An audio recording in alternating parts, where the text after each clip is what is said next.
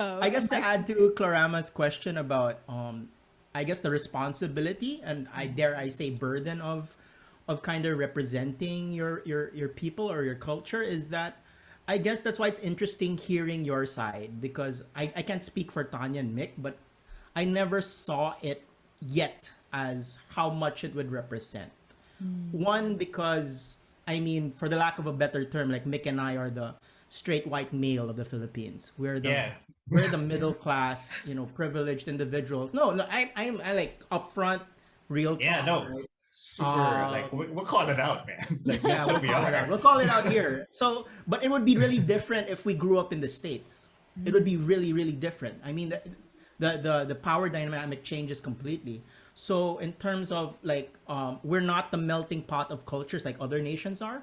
I mean, we do have a mix, but it's not as strong. So that said, like, we just wanted to at least for me, I just wanted to tell the story that connected with me based on the comics and something I would like to see.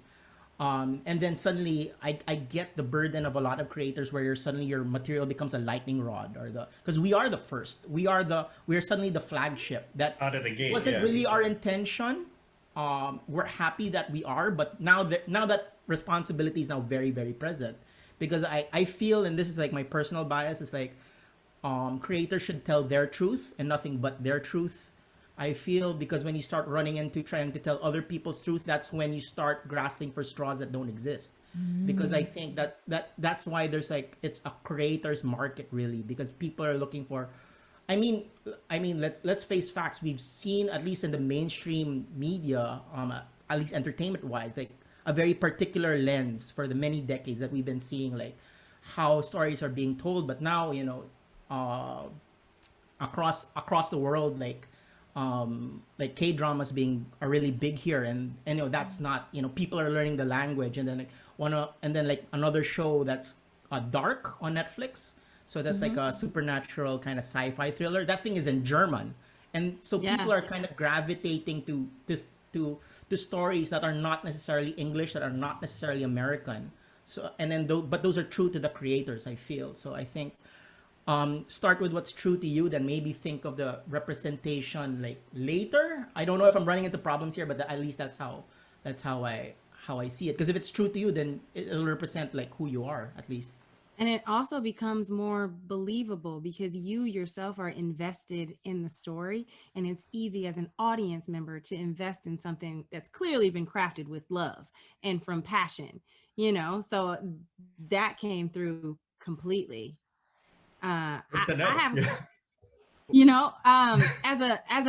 I know as a young girl, when I saw the character of Storm for the first time, that was someone representing me. That was something that I had never seen before, and I wanted more of that. So has the response that you've heard from Tresse, has it really resonated with like the younger community in that way, especially like I'm sure like young women to see a strong, powerful female heroine who, yes, she has people that are on her team supporting her, but she is the one that they go to. And has that been a big response that you've heard? Like even one of our guests chimed in on how it affected her. Do you Has there guys been a want huge to? huh? Sorry, Mick. Yeah, Zig? it would be great to hear like if yeah Zig is it Zig I think Yeah. or Michael Yeah, no. yeah For sure, for sure, it's really like well, like during the first week of the release, the three of us were all talking about how we were being messaged by people like we haven't talked to in like forever, and they're just suddenly cropping up. It's like, hey man, I know you get, and the message is always like, I know you get this a lot, but it was super great to see Manila, like, and a lot of these people are people who've emigrated from like people we knew growing up and then emigrated for like better opportunities elsewhere, and they would message us like, hey man, it's just great to see Manila again and like represented in this, and it's just like these are the streets, and then it's not in this it's not in a department of tourism sort of way where it's like, look, it's the street where it's like it's just as is, and how they remember it, warts and all. I think that the response there has been like super great in terms of like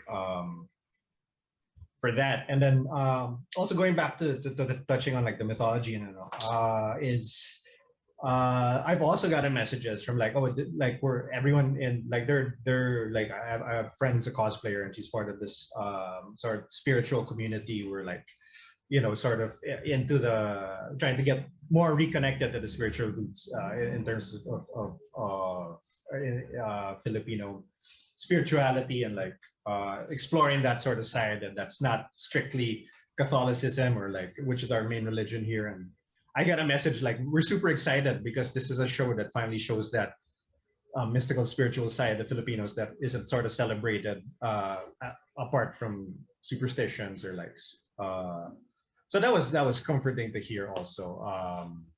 But I think Tanya got most of the like the gender focused. No, I mean because like when I get the messages, they're all like it's Manila as a whole, and like the experience, the small details of like the chocolate bar, eating taho that. If I'm sure you've seen the series, it's what they eat after the zombie attack. It's the twins and like Tapia, they're eating outside. That's a small delicacy, and like well it's street food actually, and then like there's like oh like seeing taho, it's like maybe crave for it. So that's the sort of response we've been getting, and it's great to hear that that's